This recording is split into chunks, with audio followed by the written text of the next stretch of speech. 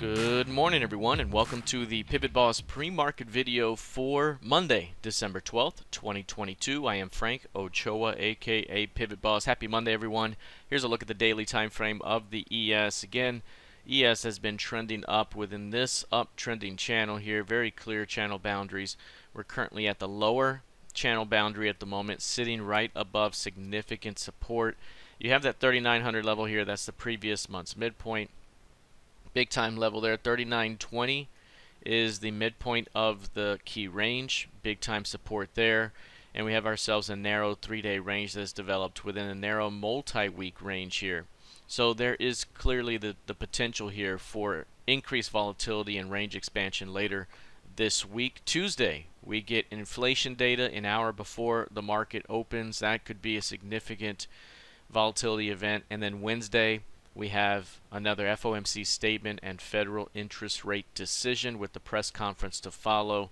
That will be another high volatility data point there. And then Thursday, you tend to see a follow through of that volatility. So this week could be a week with increased range expansion and volatility. Which way do we go? Given, again, the uptrending nature here, we could easily squeeze and attempt another retry up here. But this week, keep in mind, with the early overnight move up, keep an eye on 4,000 early on. Keep an eye on the previous session's high. If we push through here at the RTH open and fail, then there could be an outside day down and a continuation. Pushing through 4,000 and holding supports the potential for a squeeze up ahead. If we take a look here at the NQ, right now NQ holding as well. This 11.4 level is the previous month's midpoint. Key level right there, 11.4. Again, this market here has been trending quietly higher, but also mostly sideways. Do we hold 11.4 and bounce? If so, the 1,200 level or 12K level could be up ahead as a very quick retest. So right now, keeping an eye on the previous session's high price. Any early rejection at the previous session's high, 11.8 could lead to an outside day down. Pushing through 11.8 opens up the potential for 12.2 up ahead. All right, let's take a look here at crude oil. Crude has seen its quite a bit of weakness here and is at the lows of the year. It just hit the lowest lows on Friday of the year. That's 70.08. Those are the lowest prices of the year. Earlier this year, we had rallied straight away and really never got below 74s before rallying to 130. This market has now made its way all the way back through 74s and is now trading 71.50.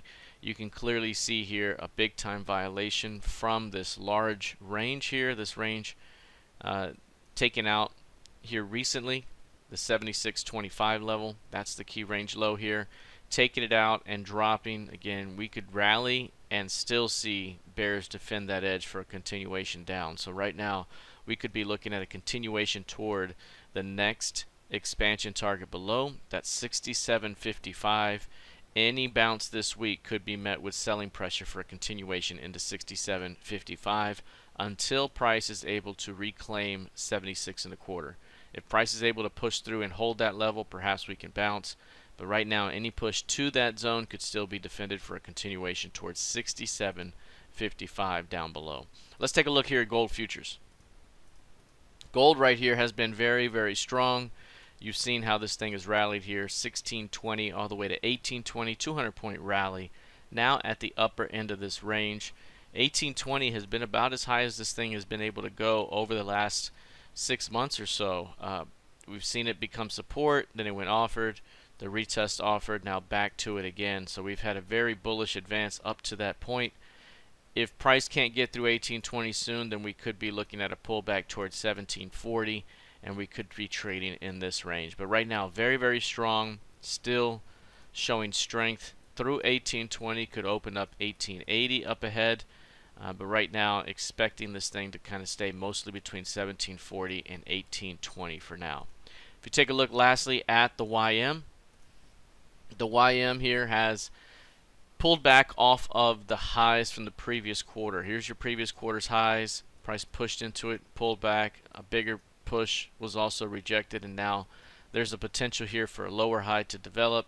you see a very narrow range that has developed over the last several days, again with a downward bias in the very short term.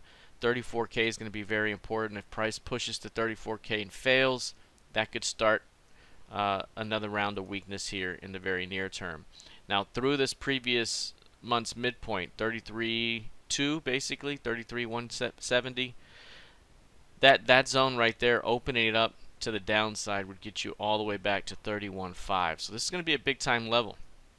You got 33.435, you got the 33.200 previous month's mid, very clear areas of support. If it fails in that zone, if we get a day something like this one here, that's going to be the day that starts to push us back down. So right now, keeping an eye on 34K for early directional bias heading into the new week of trading. All right, that's it for now. We'll see how this plays out the rest of the week. We have inflation data Tuesday, Fed on Wednesday, and could have quite a bit of volatility here up ahead.